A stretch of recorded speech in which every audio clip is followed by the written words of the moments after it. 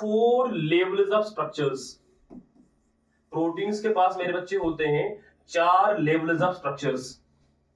सबसे पहला वाली जो लेवल है उसे आप लोग बोलते हो प्राइमरी स्ट्रक्चर। उसके बाद वाली जो लेवल है that is C. Primary structure आप किसको बोलते हो? मेरे पास एक अमाइनो एसिड है सपोज ए, मेरे पास दूसरा अमाइनो एसिड है सपोज बी, मेरे पास तीसरा अमाइनो एसिड है सपोज सी, मेरे पास लास्ट वाला अमाइनो एसिड है सपोज एक्स। इन अमाइनो एसिड्स को बच्चे हम लोग किस बॉन्ड से कनेक्ट करते हैं? पेप्टाइड बॉन्ड से। और जो ये लीनियर अरेंजमेंट बन रहा है अमाइनो एसिड्स का, इस तरह के स्ट्रक्चर को हम लोग बोलते हैं primary structure. So primary structure is the linear arrangement of amino acids in a chain. Linear मतलब लाइन वाला अरेंजमेंट होता है अमाइनो एसिड्स का इन अ चेन, उसको आप लोग बोलते हो प्राइमरी स्ट्रक्चर। सो याद रखोगे, प्राइमरी स्ट्रक्चर का मतलब होता है it is the linear structure या linear arrangement of, it is the linear arrangement of amino acids in a protein chain। linear arrangement of amino acids in a protein chain। दो structure में कौन सा bond ऐसा है जो stability देता है?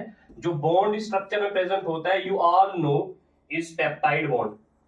कन्वेंशन है, कन्वेंशन ये होती है कि जो फर्स्ट अमाइनो एसिड होता है it is taken from left side, और जो लास्ट अमाइनो एसिड होता है it is taken from right side. So for example ये लेफ्ट साइड है, it will be the first amino acid, और यहाँ पे ये राइट साइड है, it will be the last amino acid. So first amino acid is taken from left side, last amino acid is taken from the right side. और first amino acid is also known as N terminal amino acid, N terminal amino acid, और last amino acid is also known as C terminal amino acid.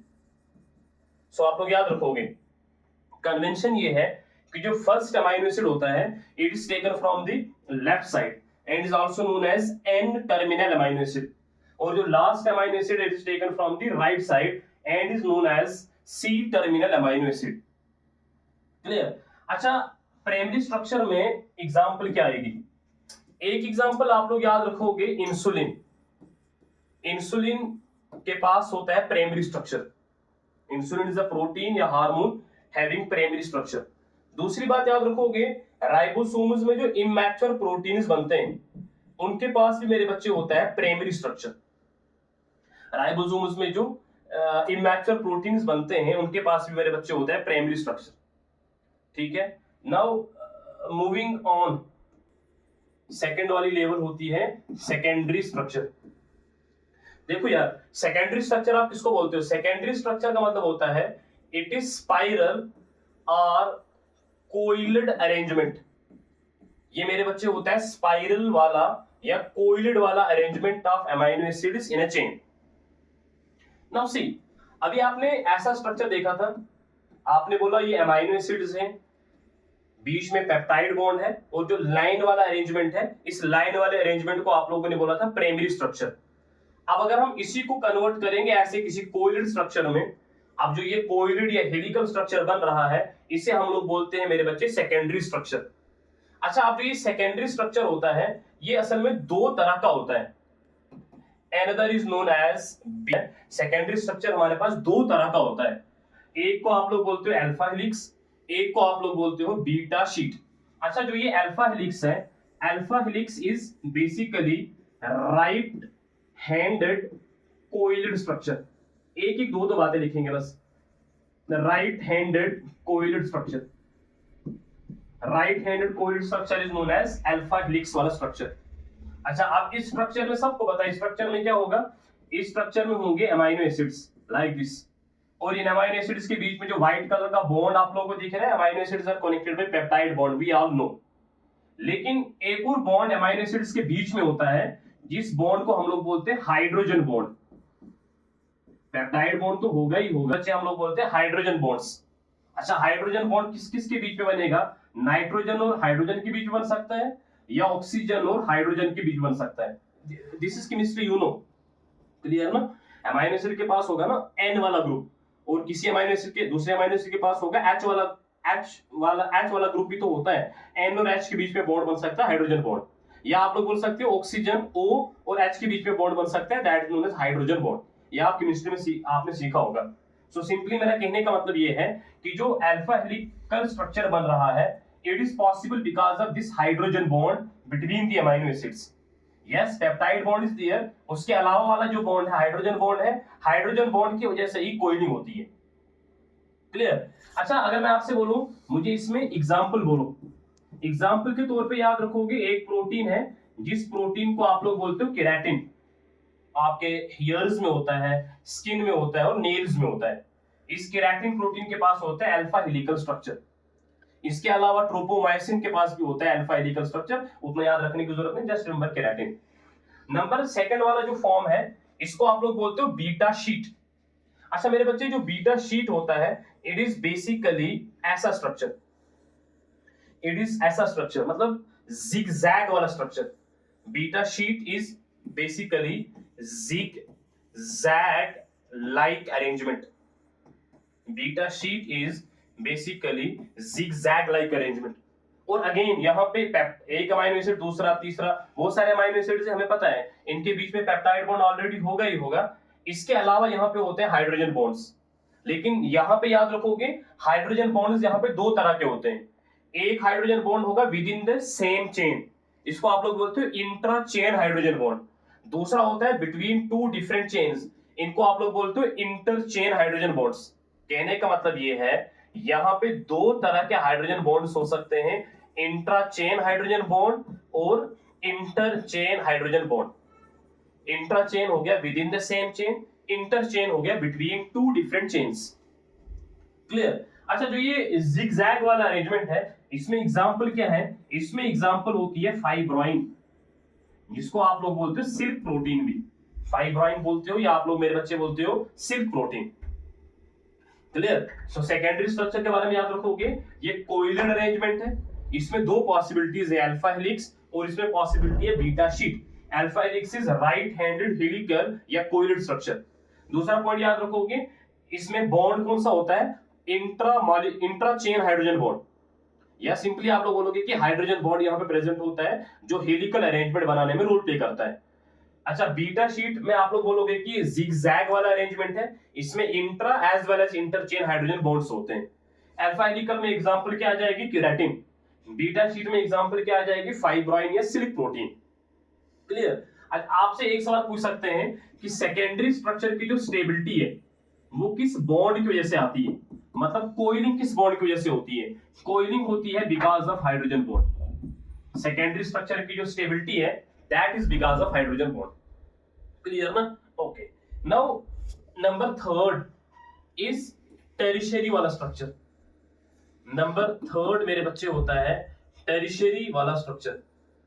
Tertiary वाला structure, see आपके पास linear chain था, आपने थोड़ा सा coil किया तो बन गया secondary structure.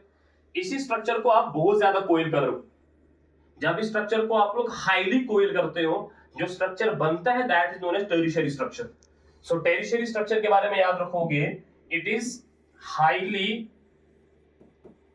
Highly coiled structure. दूसरी बात मेरे बच्चे याद रखोगे, ये हमेशा होता है 3 डायमेंशनल स्ट्रक्चर, ये 3D वाला स्ट्रक्चर होता है, 3 डायमेंशनल स्ट्रक्चर। तीसरी बात मेरे बच्चे याद रखोगे, इट इज बायोलॉजिकली फंक्शनल, ये मेरे बच्चे बायोलॉजिकली फंक्शनल होता है, it is biologically functional structure. क्योंकि आप लोगों ने क्लास में पढ़ा होगा कि इसके पास एक्टिव साइट होती है, जो एक्टिव साइट इसको बायोलॉजिकली फंक्शनल बनाएगी, उधर हम नहीं जाएंगे। नंबर 4 चीज, कौन कौन से बॉन्ड्स ऐसे होते हैं जो टेरिशरी स्ट्रक्चर की स्टेबिलिटी देते हैं? सी, एक बॉन्ड होगा हाइड्रोजन बॉन्ड जो कोइलिंग या टेरिशरी स्ट्रक्चर बनाने में रोल प्ले करेगा।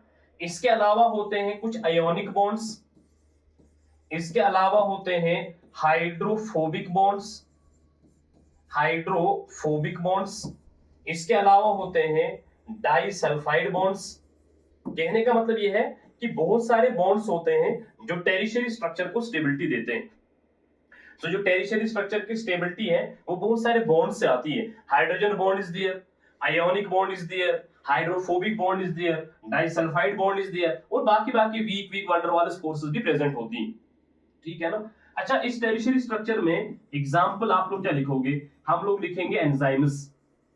Enzymes are functional in their tertiary structure, clear ना। उसके बाद एक एग्जांपल और लिख सकते हो, myoglobin. Myoglobin you all know is a protein present inside the muscle sales.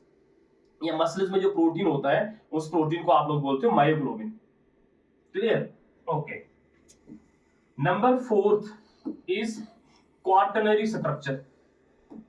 Number 4 वाला स्ट्रक्चर मेरे बच्चे होता है quaternary structure.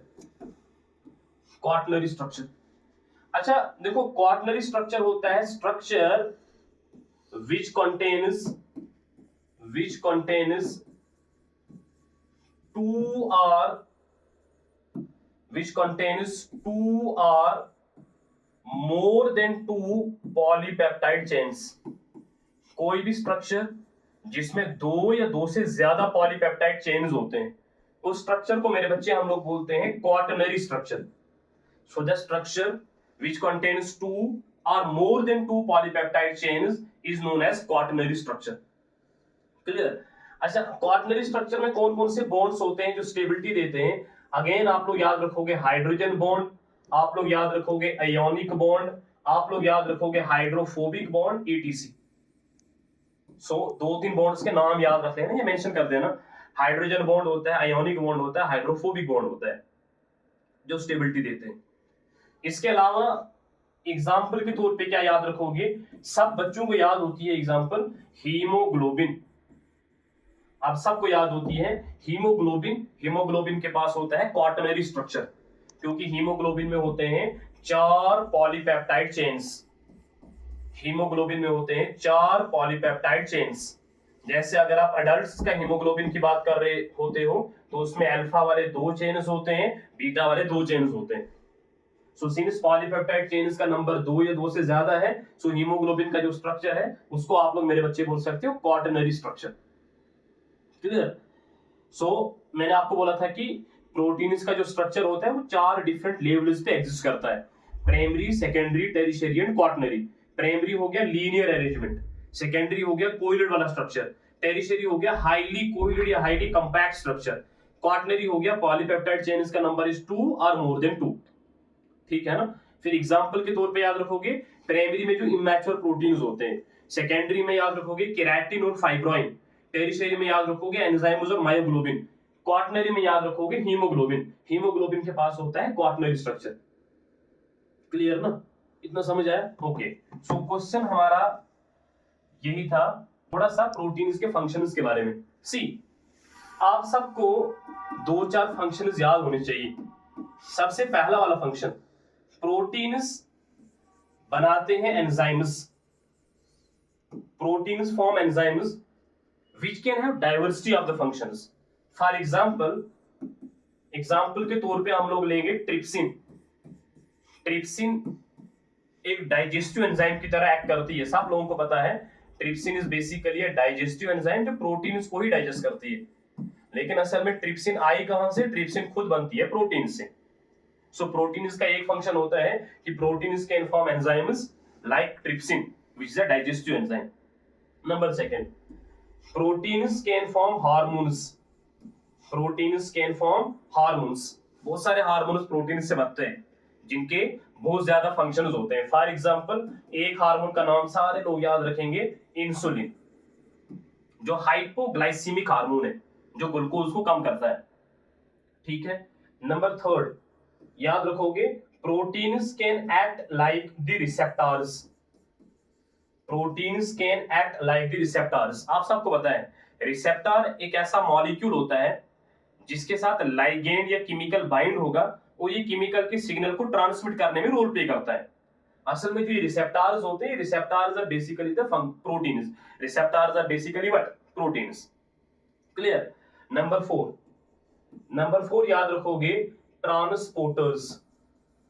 Transporters, see for example ये सेल है, बहुत सारे मॉलिक्यूल्स को सेल के अंदर आना है, बहुत सारी चीजों को सेल से बाहर निकालना है।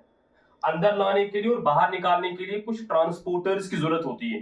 जो ये ट्रांसपोर्टर्स होते हैं, these are made up of proteins, these are made up of proteins. जैसे एग्जांपल के तौर पे एक ट्रांसपोर्टर है ग्लट, ग्लूकोज ट्रांसपोर्टर, ये ग्लूकोज को सेल के अंदर लाएगा। क्लियर? सो ये चार फंक्शन याद रखोगे, एक एंजाइम्स, एक हार्मोन्स, एक रिसेप्टर्स और एक ट्रांसपोर्टर्स। ये चार फंक्शंस प्रोटीन्स के बारे में याद रखना, वेरी वेरी इंपॉर्टेंट। अच्छा, आपको